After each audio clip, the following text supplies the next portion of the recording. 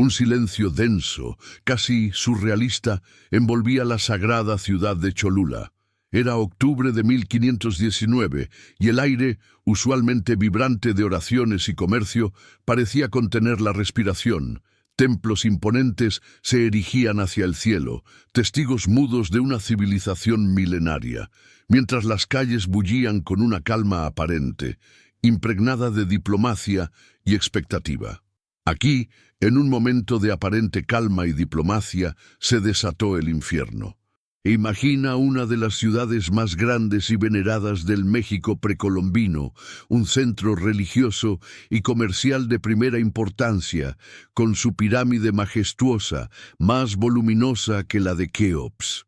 Cholula, una joya de arquitectura y fe, era un cruce de culturas, un lugar donde el poder espiritual se fusionaba con el político.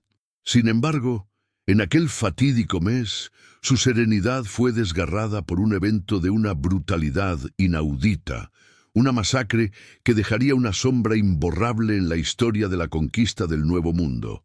Hoy nos sumergiremos en el corazón de esa tragedia, la masacre de Cholula de 1519. Exploraremos cómo Hernán Cortés y sus aliados tlaxcaltecas, bajo la frágil acusación de una presunta conspiración contra los españoles, masacraron a miles de indígenas, transformando un santuario de paz en un campo de exterminio. Esta no es una simple narración cronológica. Este video no se limitará a contar los hechos crudos de aquel día fatal de 1519. Vamos mucho más allá de la superficie. Profundizaremos en los testimonios contradictorios, analizando las versiones españolas y las indígenas, a menudo ocultas o distorsionadas. Intentaremos discernir la verdad entre la niebla de la propaganda y del miedo. Analizaremos las motivaciones que impulsaron a Cortés a una decisión tan drástica, los pretextos que se adujeron para justificar lo injustificable y las consecuencias a largo plazo de un evento que ha dejado cicatrices imborrables en la historia de México y en la conciencia colectiva. Exploraremos el contexto político y cultural que llevó a tal atrocidad. La frágil alianza entre los españoles y los tlaxcaltecas, enemigos jurados de los aztecas, el papel de Malinche como intérprete y mediadora, las tensiones entre las diferentes facciones indígenas y la constante presión de Moctezuma II, el emperador azteca que veía con creciente alarma el avance de Cortés. Intentaremos comprender las dinámicas de poder que se estaban jugando en aquel momento crucial de la conquista, la propaganda que era hábilmente manipulada por ambas partes y la brutalidad intrínseca a una invasión que aspiraba al dominio total. Cholula no fue un incidente aislado, sino una pieza fundamental en la estrategia de terror de Cortés.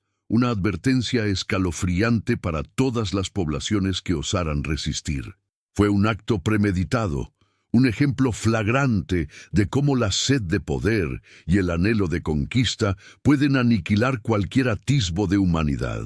Esta masacre, a menudo olvidada o relegada a una breve nota al pie de página en los libros de historia, resuena aún hoy como una advertencia sobre la fragilidad de la justicia y sobre la devastadora estela que la sed de poder puede dejar a su paso. Es un doloroso recordatorio de cómo la historia es escrita por los vencedores y de lo crucial que es dar voz a quienes fueron silenciados. Prepárate para confrontar la incómoda verdad de una masacre olvidada por muchos, pero que resuena aún hoy con su eco de violencia e injusticia.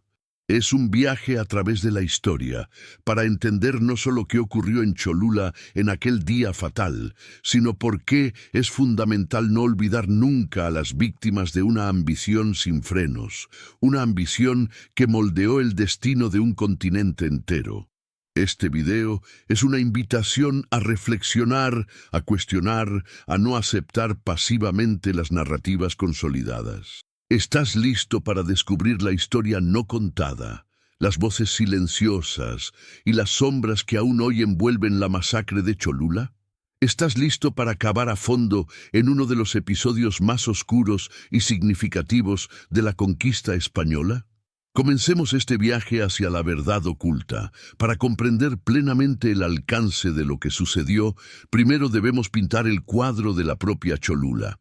Imagina una ciudad que no era solo un centro urbano, sino un cruce espiritual y cultural, la Roma de las Américas, como la definieron algunos cronistas españoles, aunque con un énfasis distorsionado desde su perspectiva.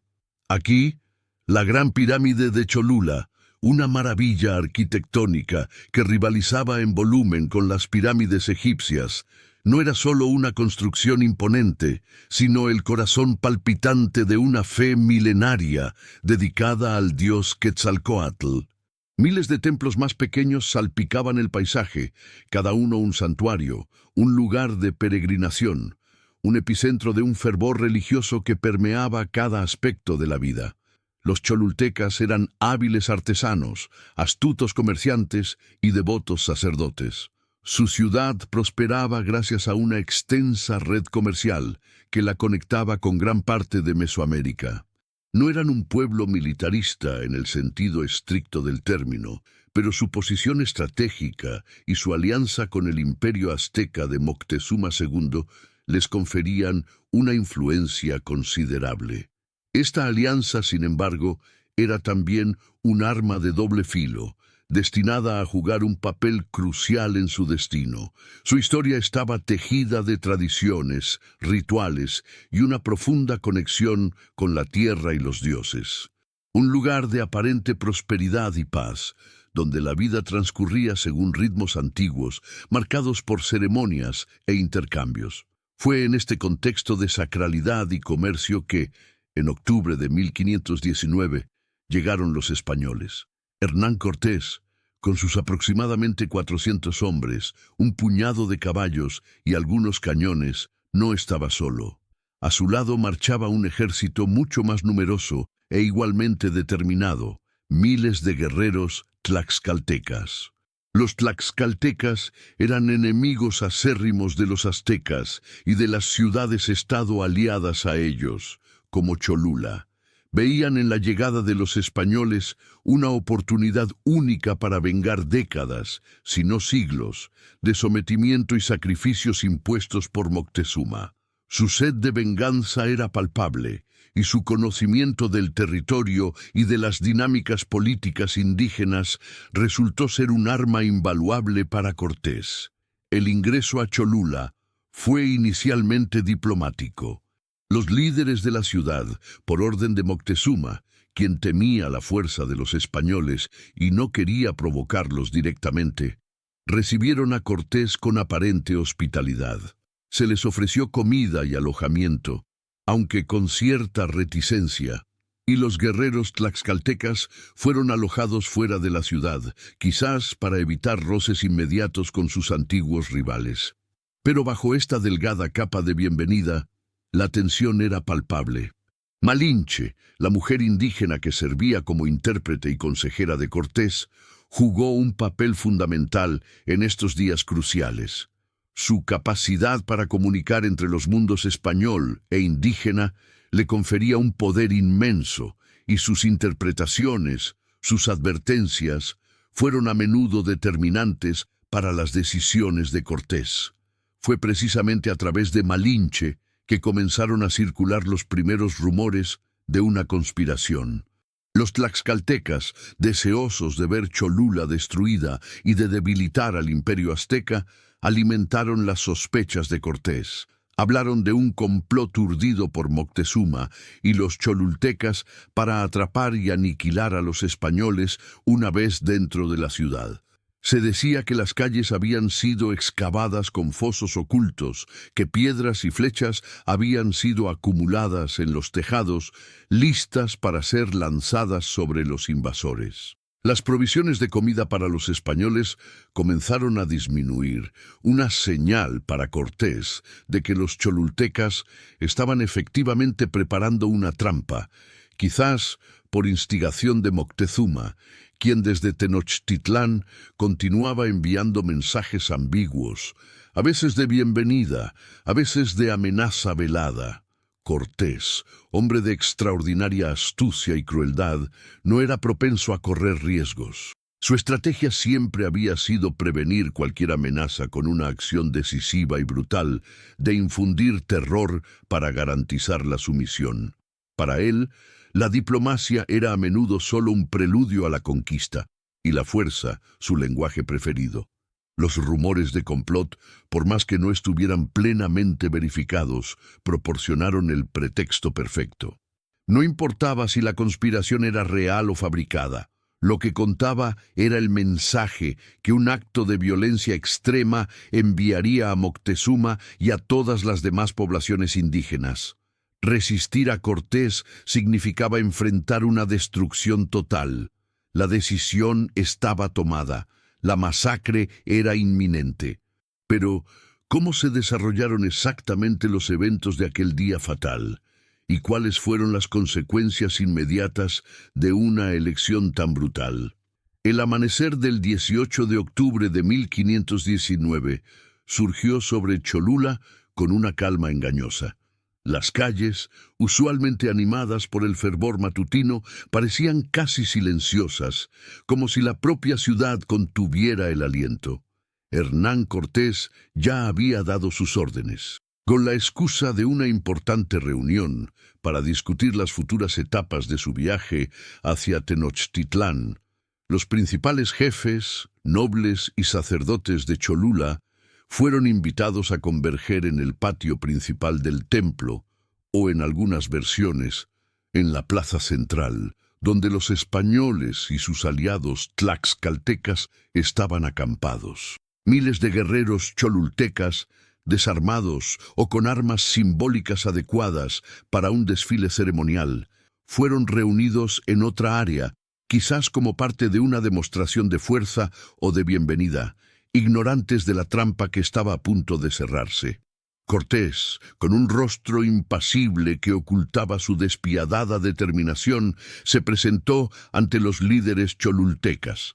A través de Malinche, sus palabras resonaron duras y acusatorias. Los reprendió por la presunta conspiración, por los planes de emboscada que habrían urdido, por los fosos ocultos y los preparativos bélicos que, según él, habían sido descubiertos. No hubo espacio para defensas o explicaciones. Las acusaciones, basadas en gran parte en la información proporcionada por los tlaxcaltecas y en las sospechas del propio Cortés, fueron presentadas como hechos irrefutables. La condena ya había sido pronunciada mucho antes de aquel fatídico encuentro. La señal, esperada con ansia tanto por los españoles como por los tlaxcaltecas, fue repentina y brutal. Un disparo de arcabuz, hecho por el propio Cortés o por uno de sus hombres, rasgó el silencio. Fue la luz verde para el infierno.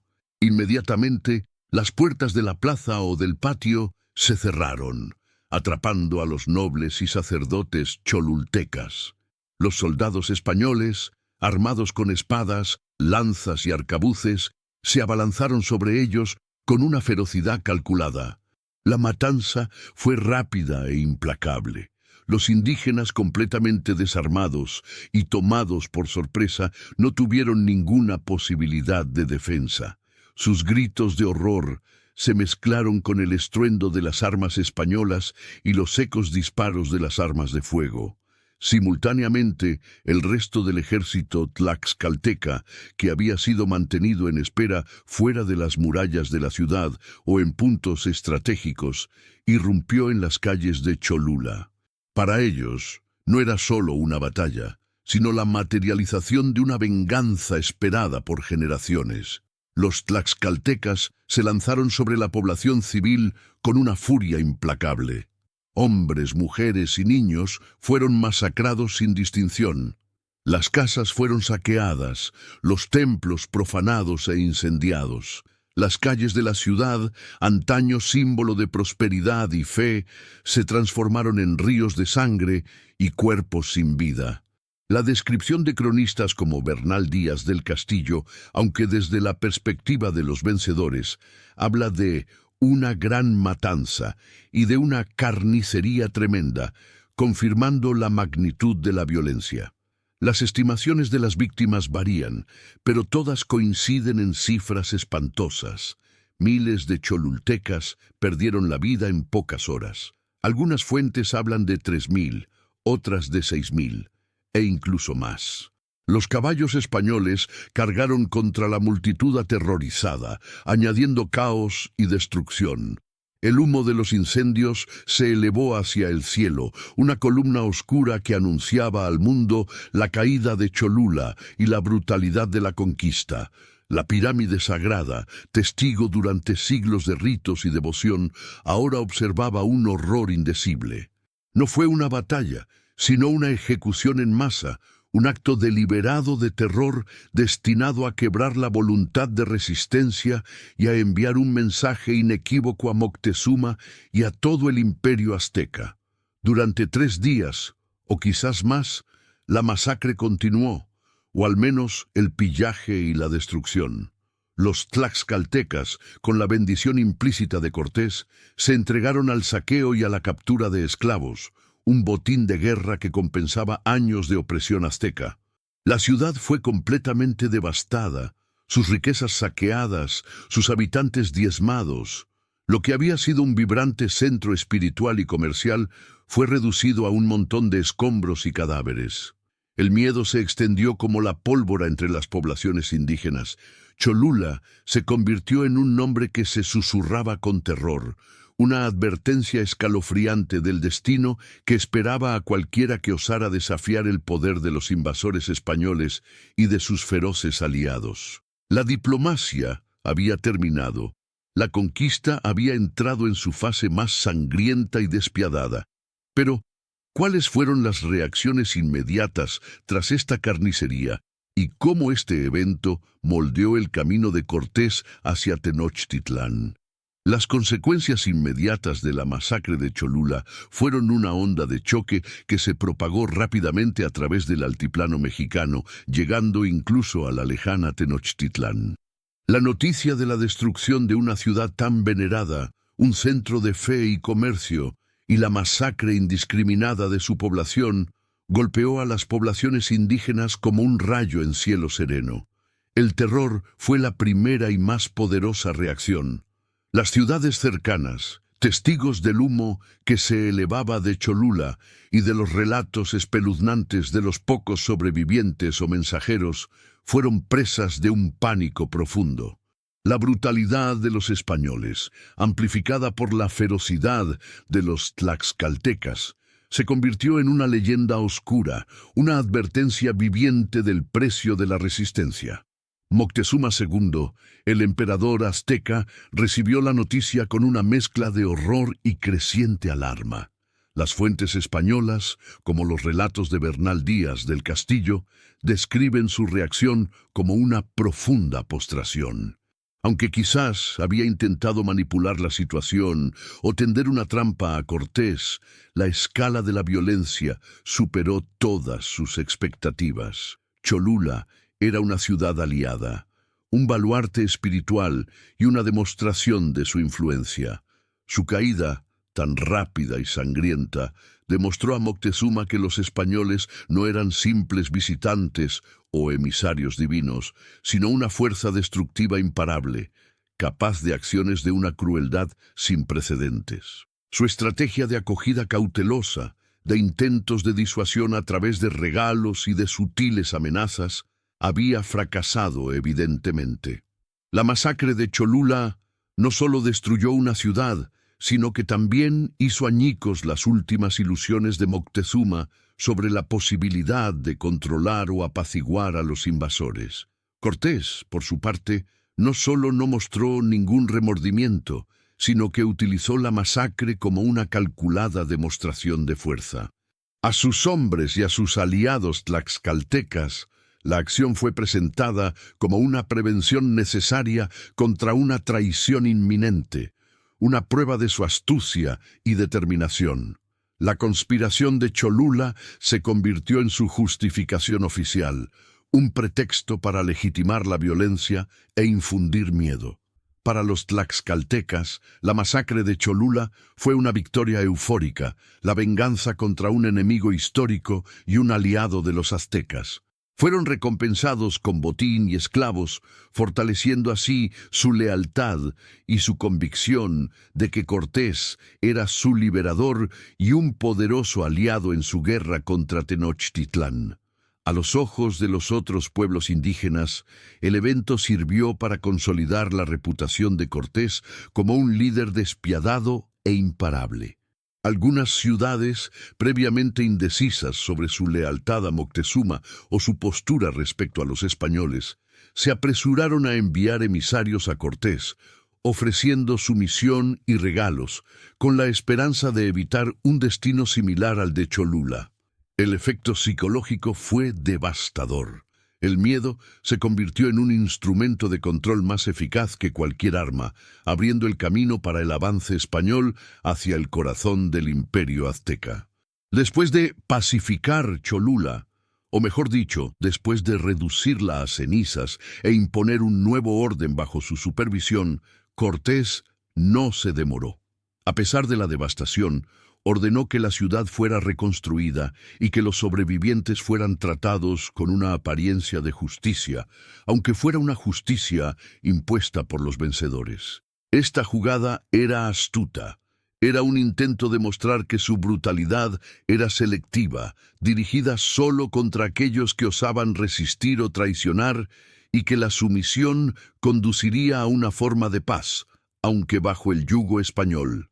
Los tlaxcaltecas fueron finalmente convencidos de cesar el saqueo y liberar a algunos de los prisioneros, aunque gran parte del daño ya estaba hecho. El camino hacia Tenochtitlán estaba ahora abierto. La masacre de Cholula había eliminado una potencial amenaza a sus espaldas y había enviado un mensaje inequívoco a Moctezuma. El miedo, junto con la creciente red de alianzas con pueblos indígenas descontentos con el dominio azteca, le dio a Cortés una ventaja psicológica y militar crucial. Sus exploradores y espías, incluida Malinche, continuaron recopilando información sobre la capital azteca, sus fortalezas y sus vulnerabilidades.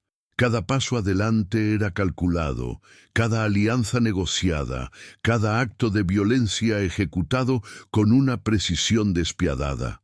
El avance hacia Tenochtitlán se volvió inevitable. Los españoles y sus aliados indígenas marcharon a través de pasos montañosos, enfrentando los desafíos del terreno y del clima, pero con la conciencia de que el terror de Cholula los precedía. Las comunidades que encontraban en el camino estaban divididas. Algunas ofrecían resistencia, pero muchas otras, recordando el destino de Cholula, elegían la vía de la sumisión o incluso de la alianza, viendo en Cortés una fuerza con la que era inútil y peligroso enfrentarse. La masacre de Cholula no fue solo un evento sangriento, sino un catalizador que alteró profundamente el equilibrio de poder en Mesoamérica, allanando el camino para la caída del imperio más poderoso de la región. Pero, ¿cuáles fueron las primeras impresiones de Cortés y sus hombres cuando finalmente vieron la majestuosa capital azteca, y cómo la sombra de Cholula influyó en su entrada y sus acciones posteriores en Tenochtitlán? Sin embargo, cuando los ojos de los españoles y los tlaxcaltecas se posaron por primera vez en la majestuosa capital azteca, Tenochtitlán, toda sombra de Cholula pareció desvanecerse por un instante ante un espectáculo de grandeza inaudita. Era el 8 de noviembre de 1519, y la visión que se les presentó desde las alturas que rodeaban el Valle de México fue la de una ciudad flotante, un espejismo de piedra y agua que desafiaba toda imaginación europea. Bernal Díaz del Castillo, uno de los cronistas más vívidos de la conquista, la describió con palabras que aún hoy evocan asombro.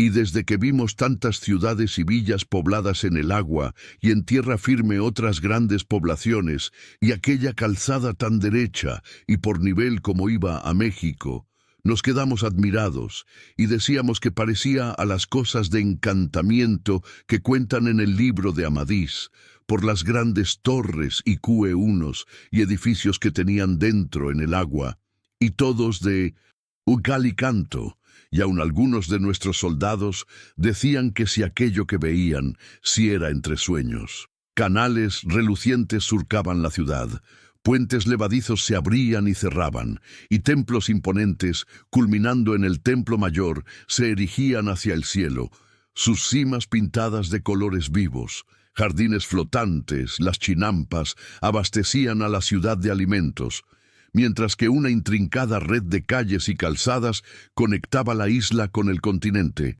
Era una metrópolis de más de 200.000 habitantes, un centro de poder, cultura y riqueza que superaba con creces a cualquier ciudad española de la época. Para los hombres de Cortés, acostumbrados a las modestas aldeas indígenas y a las ciudades europeas asediadas por siglos de guerras, Tenochtitlán era una epifanía, una señal tangible de una civilización avanzadísima y compleja. No obstante, bajo la capa de maravilla y asombro, la sombra de la masacre de Cholula se proyectaba larga y gélida. La lección de Cholula todavía estaba fresca en la mente de Cortés y sus hombres. Habían aprendido que la diplomacia podía ser un engaño, que la confianza era un lujo que no podían permitirse y que la brutalidad preventiva era una herramienta eficaz para mantener el control.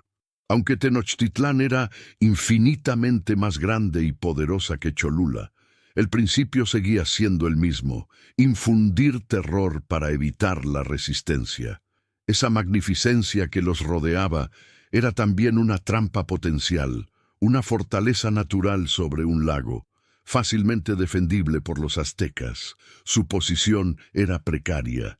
Un puñado de españoles y miles de aliados tlaxcaltecas rodeados por un imperio vasto y poderosísimo.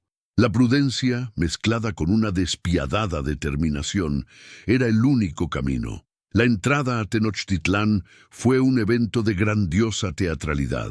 Moctezuma II, el emperador azteca, los esperaba al final de una de las largas calzadas que conducían a la ciudad, la gran calzada de Iztapalapa.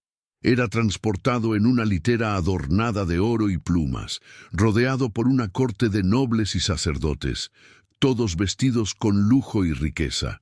Su figura, imponente y casi divina, emanaba una autoridad absoluta. El primer encuentro entre Cortés y Moctezuma fue un momento cargado de simbolismo y tensión.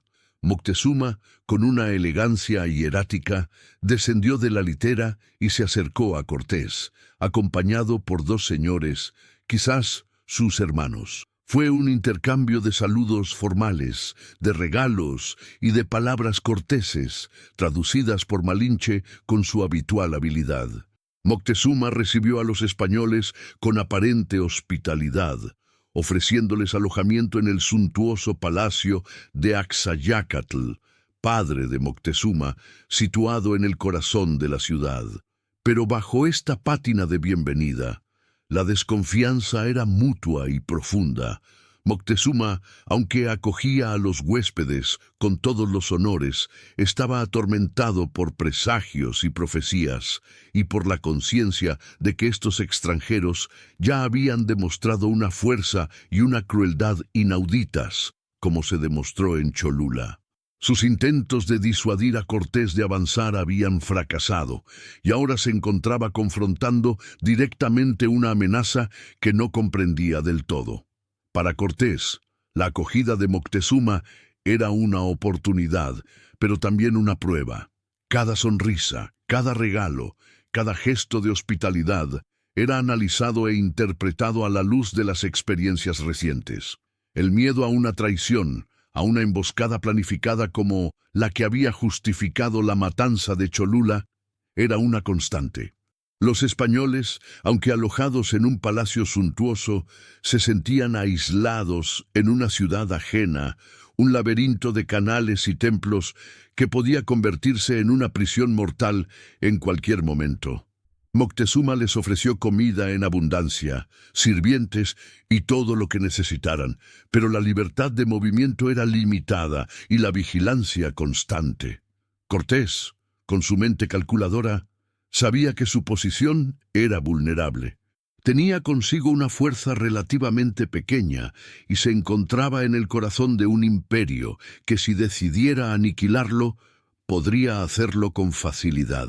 El recuerdo de los miles de cholultecas masacrados, un acto que había demostrado su crueldad, ahora le servía también para recordar la fragilidad de su propia posición. Debía actuar con decisión y astucia para mantener la ventaja psicológica. La sombra de Cholula no era solo una advertencia para los indígenas, sino una estrategia operativa para Cortés. Si la violencia preventiva había funcionado antes, ¿por qué no debería funcionar de nuevo, aunque a una escala mayor? La pregunta no era si se llegaría a un enfrentamiento, sino cuándo y cómo Cortés podría revertir la situación a su favor, transformando al huésped en prisionero y la maravilla en dominio. Cortés, aunque inmerso en el lujo del palacio de Axayácatl, no se dejó engañar por la magnificencia que lo rodeaba. Su mente, aguda y despiadada, estaba constantemente trabajando, analizando cada detalle, cada gesto, cada susurro. Para él, Tenochtitlan no era solo una maravilla para admirar, sino una fortaleza que someter, un centro de poder que decapitar. Sabía que su posición, aunque privilegiada, era extremadamente precaria. Rodeado por cientos de miles de aztecas, un solo error, una sola revuelta, significaría el fin para él y sus hombres. La lección de Cholula estaba grabada a fuego en su estrategia. El miedo era el arma más eficaz, y el control de la cúpula era la clave para dominar a la masa. No podía permitirse ser el huésped, debía convertirse en el amo. Su atención se centró inmediatamente en la figura de Moctezuma II. Cortés había entendido que el emperador era el eje de todo el imperio azteca, una figura casi divina para su pueblo.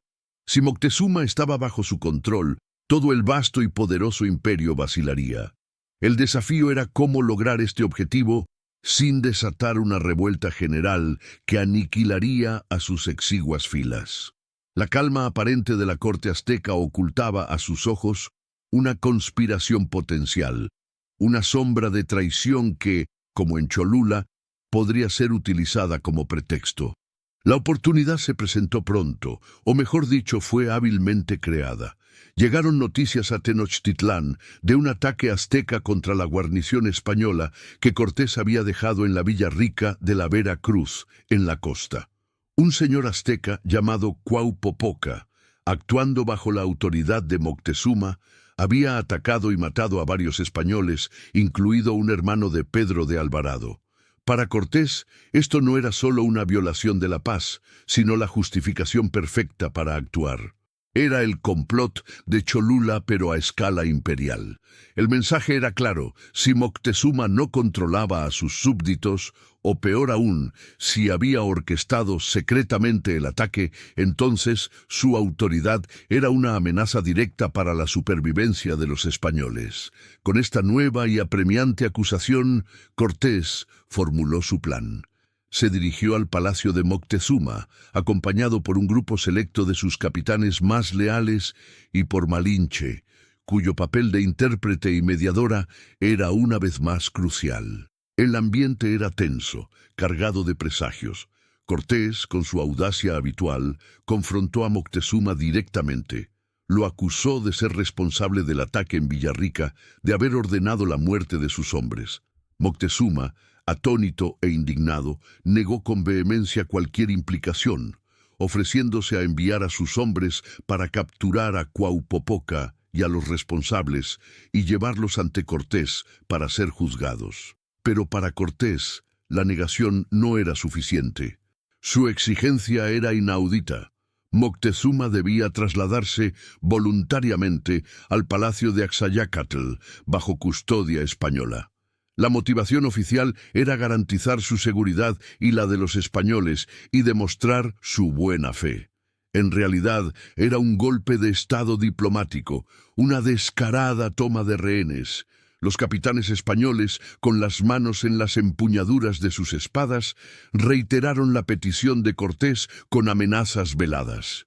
Se dice que uno de ellos, Juan Velázquez de León, gritó con impaciencia que si Moctezuma dudaba, lo matarían en el acto. La presión era inmensa.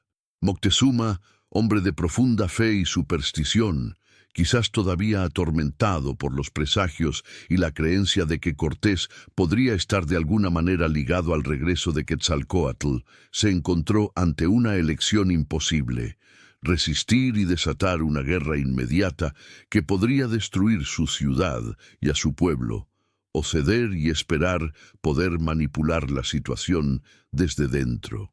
Tras horas de intensas discusiones y súplicas, el emperador azteca, con el corazón apesadumbrado y el rostro surcado por las lágrimas, aceptó trasladarse. Fue acompañado al palacio de Axayácatl por una escolta de españoles y por sus propios nobles, que asistían impotentes a esta humillación sin precedentes. Moctezuma fue tratado con aparente respeto. Se le permitió mantener su corte, recibir visitantes, seguir gobernando, pero cada una de sus acciones estaba bajo la atenta mirada de Cortés. Era un rey prisionero en su propio reino, una marioneta en manos del astuto conquistador. Su captura, aunque presentada como un acto de cooperación, fue un golpe devastador para la autoridad azteca. La noticia se difundió rápidamente entre la población de Tenochtitlán, generando una mezcla de desconcierto, miedo y rabia contenida. El sagrado emperador, el Tlatoani, era ahora rehén de los extranjeros. La sombra de Cholula se extendía ahora sobre Tenochtitlán, pero de una manera más sutil, más psicológica. No una masacre de cuerpos, sino una aniquilación del espíritu de un imperio a través de la captura de su líder. Cortés había obtenido una victoria estratégica sin igual. Con Moctezuma en su poder, tenía un control sin precedentes sobre el imperio azteca. No solo había neutralizado la mayor amenaza potencial, sino que también había establecido un precedente. Cualquiera que osara desafiar a los españoles enfrentaría no solo su furia, sino también la posible caída de su sagrado emperador. Las riquezas del imperio comenzaron a fluir hacia las manos de los españoles, que ahora podían dictar la ley a través de Moctezuma. Oro, joyas y tributos eran entregados, mientras Cortés continuaba explorando y consolidando su posición, siempre con un ojo en los movimientos de los aztecas y con la mano lista para una acción decisiva. Pero esta frágil hegemonía, basada en la coerción y el miedo, no podía durar. La tensión en la magnífica Tenochtitlán era palpable, un incendio latente listo para estallar. ¿Cuánto tiempo pasaría antes de que el pueblo azteca se cansara de ver a su emperador humillado, y cuánto antes de que la furia reprimida explotara en una rebelión? Los días de calma aparente estaban destinados a terminar, y la verdadera batalla por Tenochtitlán aún estaba por librarse. La prisión de Moctezuma, aunque velada por una aparente normalidad, fue una afrenta insoportable para el pueblo de Tenochtitlán. La magnificencia exterior del palacio de Axayácatl no podía ocultar la realidad de que su sagrado Tlatoani era un títere en manos de los extranjeros. La noticia se extendió como una silenciosa ola de horror e indignación, una humillación que erosionaba la confianza en su líder y alimentaba una rabia profunda, lista para explotar. Los españoles, por su parte, no perdieron tiempo en consolidar su ventaja. A través de Moctezuma, Cortés comenzó a desmantelar sistemáticamente las estructuras de poder aztecas. Se exigieron ingentes cantidades de oro y otros tesoros, que fueron fundidos y repartidos, un acto sacrílego que vaciaba los templos y palacios de sus riquezas ancestrales. Pero no fue solo la sed de oro lo que encendió los ánimos. Cortés y sus hombres, con una desfachatez que rayaba en la blasfemia a los ojos de los aztecas, profanaron los lugares sagrados. En el corazón del Templo Mayor, el más venerado de todos los santuarios, los españoles se atrevieron a erigir un altar cristiano y una estatua de la Virgen María junto a las deidades aztecas, un acto de suprema irreverencia que no podía ser tolerado. Los sacerdotes y nobles aztecas, ya furiosos por la prisión de su emperador, vieron en esto un presagio de ruina y una amenaza directa a su identidad religiosa y cultural. El propio Moctezuma, aunque obligado a colaborar, expresó su angustia por estos actos, temiendo la ira de los dioses. La tensión crecía día a día. Las calles de Tenochtitlán, antes vibrantes y ordenadas, estaban ahora impregnadas de una inquietud palpable. Los ciudadanos observaban a los españoles con una mezcla de miedo y desprecio.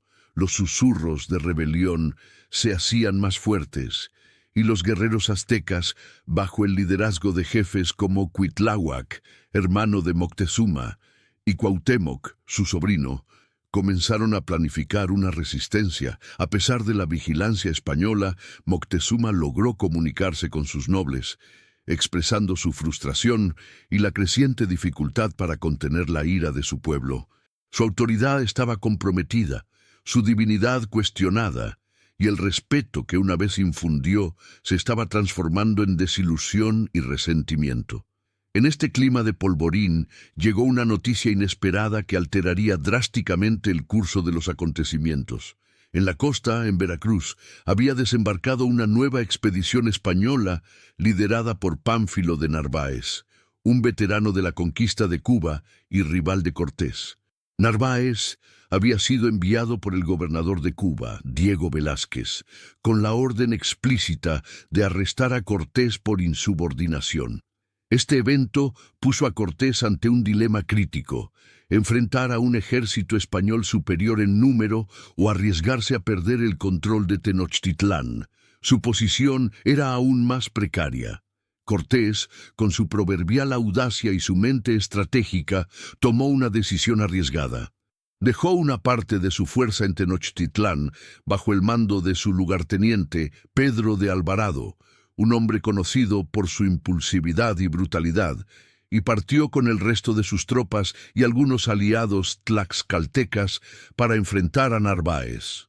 Su esperanza era derrotar o convencer a Narváez y a sus hombres de unirse a él, para luego regresar a Tenochtitlán con una fuerza aún mayor. Antes de partir, dio instrucciones a Alvarado de mantener a Moctezuma bajo estricta custodia y de evitar cualquier provocación. Pero la calma estaba destinada a durar poco. La ausencia de Cortés, el principal freno a la impulsividad española y el negociador más hábil, creó un vacío peligroso. Alvarado, apodado Tonatiuh, el dios del sol, por los aztecas debido a su cabello rojo, no poseía la misma astucia política ni la paciencia de Cortés. Era un guerrero, propenso a la acción rápida y a menudo brutal. Mientras Cortés estaba fuera, la tensión en Tenochtitlán continuó aumentando.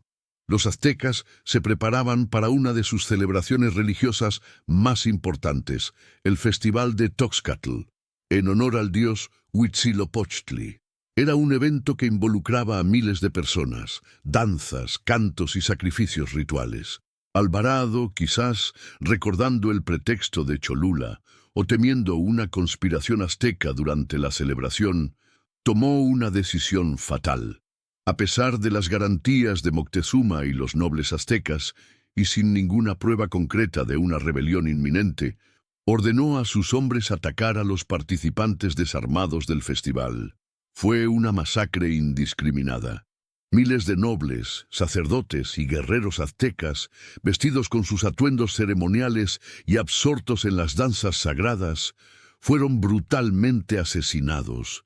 Las fuentes aztecas describen la escena con horror, hablando de sangre que corría como ríos y de cuerpos mutilados que llenaban el patio del templo mayor. Este acto de crueldad inaudita, conocido como la masacre del Templo Mayor, fue la chispa que encendió la mecha. Cualquier residuo de miedo o vacilación entre el pueblo azteca se desvaneció, reemplazado por una furia ciega y una sed de venganza. La prisión de Moctezuma, la profanación de los templos, el saqueo del oro, todo había sido tolerado con creciente descontento. Pero la masacre de Toxcatl, un ataque deliberado contra su fe y su gente desarmada, fue el punto de no retorno. Las puertas de la rebelión se abrieron de par en par.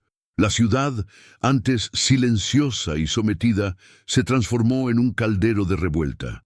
Las campanas de guerra resonaron y los aztecas, liderados por Cuitláhuac, sitiaron el palacio de Axayácatl, donde los españoles y Moctezuma estaban atrapados.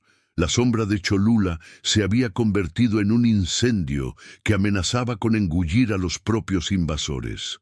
La verdadera batalla por Tenochtitlán había comenzado. Pero, ¿cómo reaccionaría Cortés a la noticia de esta catástrofe? ¿Y cuál sería el destino de Moctezuma en medio de una guerra total? Mientras Tenochtitlán ardía de rabia y rebelión, Hernán Cortés, ajeno a la catástrofe desatada por Alvarado, se enfrentaba a una batalla crucial en la costa. La expedición de Pánfilo de Narváez, con unos 900 hombres frente a sus aproximadamente 260, más algunos tlaxcaltecas, representaba una amenaza existencial. Narváez había llegado con la intención de arrestar a Cortés y tomar el control de la conquista, un conflicto interno que podría haber destruido toda la empresa española. Pero Cortés, una vez más, demostró su astucia y su despiadada eficiencia. Con un movimiento audaz y al amparo de una tormenta nocturna, Cortés lanzó un ataque sorpresa contra el campamento de Narváez en Zempoala. Sus hombres, veteranos curtidos y leales, estaban motivados por la promesa de riqueza y la lealtad a su líder. La batalla fue breve y decisiva.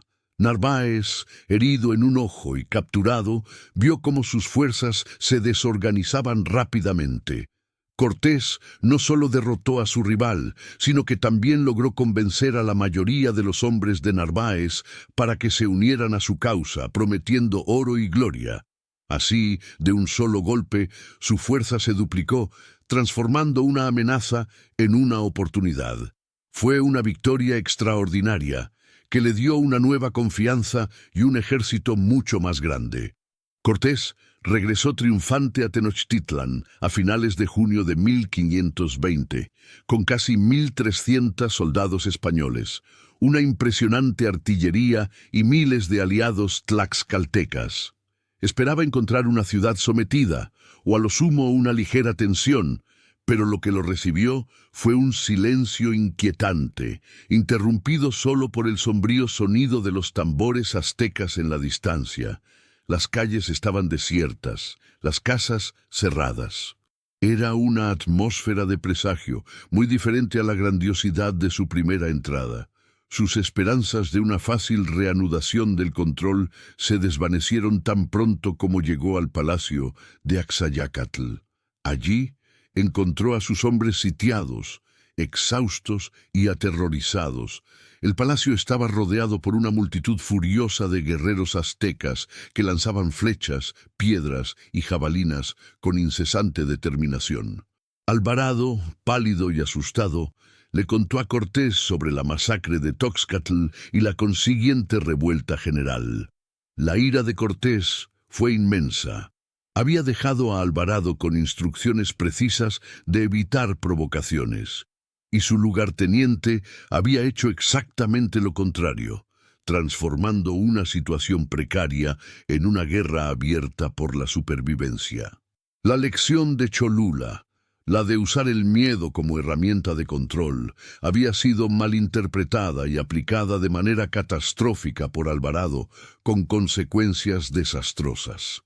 Cortés y sus refuerzos lograron abrirse paso hasta el palacio bajo una lluvia de ataques, pero su entrada no cambió la situación.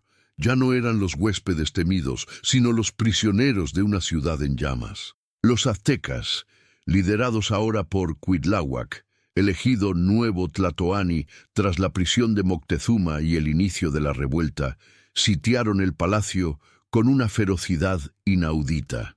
Habían cortado los puentes levadizos que conectaban la isla con tierra firme, bloqueado las vías fluviales e interrumpido los suministros.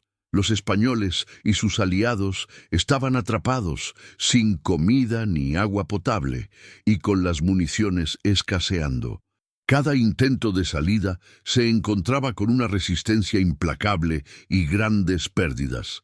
La posición de Moctezuma dentro del palacio se había vuelto insostenible. Seguía siendo su rehén, pero su autoridad sobre su pueblo se había desvanecido por completo. La gente de Tenochtitlán lo consideraba un traidor, un títere de los invasores, y su nombre se pronunciaba con desprecio. Cortés, desesperado por romper el asedio, decidió jugar su última carta: obligar a Moctezuma a hablar a su pueblo, a pedirles que cesaran el ataque. Era un movimiento arriesgado, casi un acto de desesperación, pero la única esperanza que quedaba.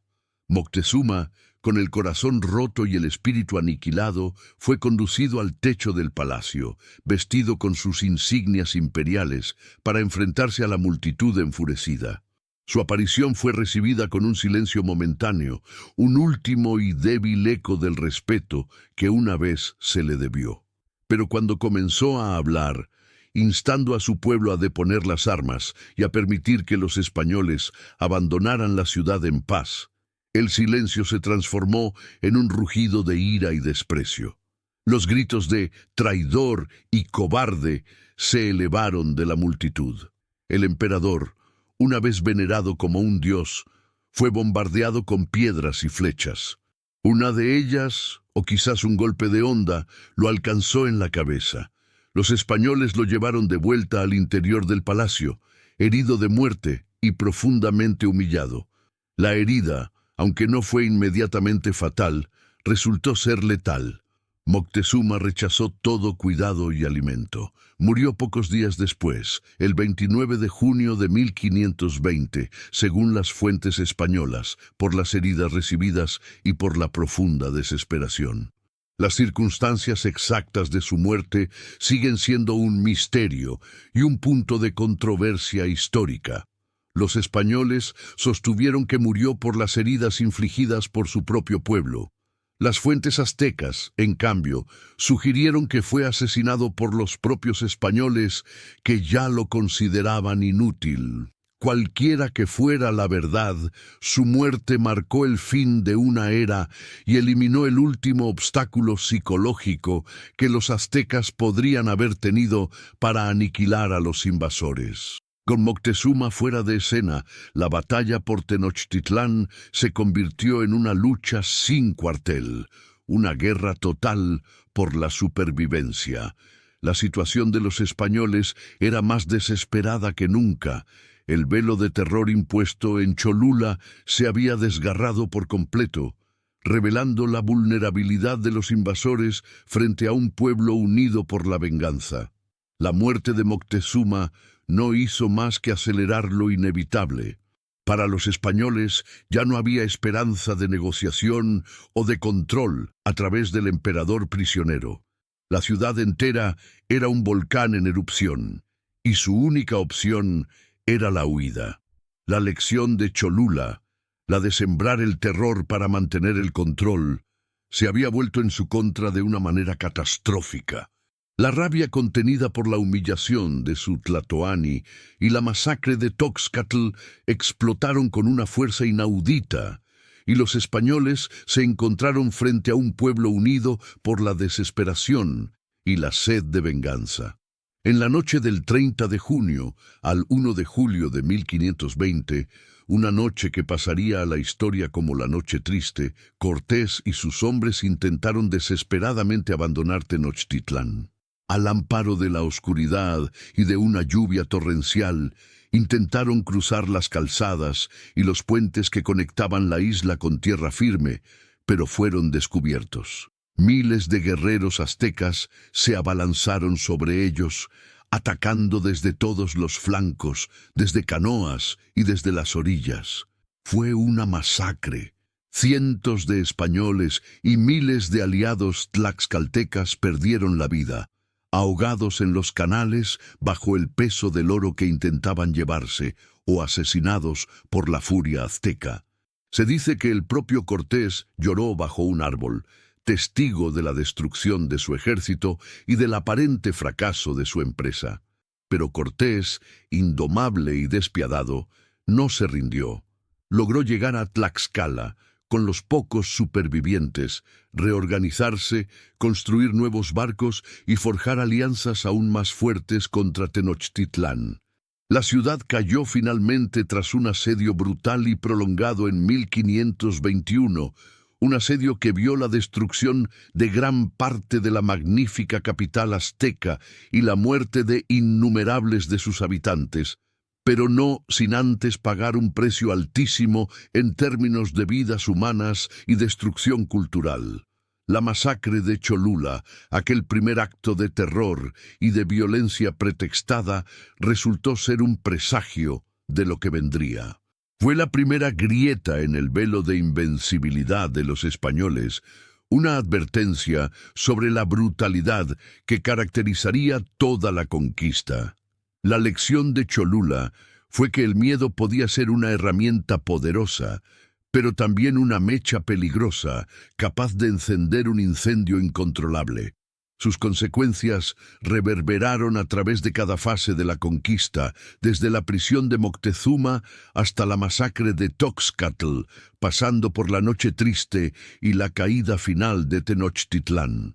Este viaje a la historia de Cholula no es solo el relato de una masacre, sino una exploración de las dinámicas de poder, de la propaganda y de las cicatrices imborrables dejadas por la sed de conquista.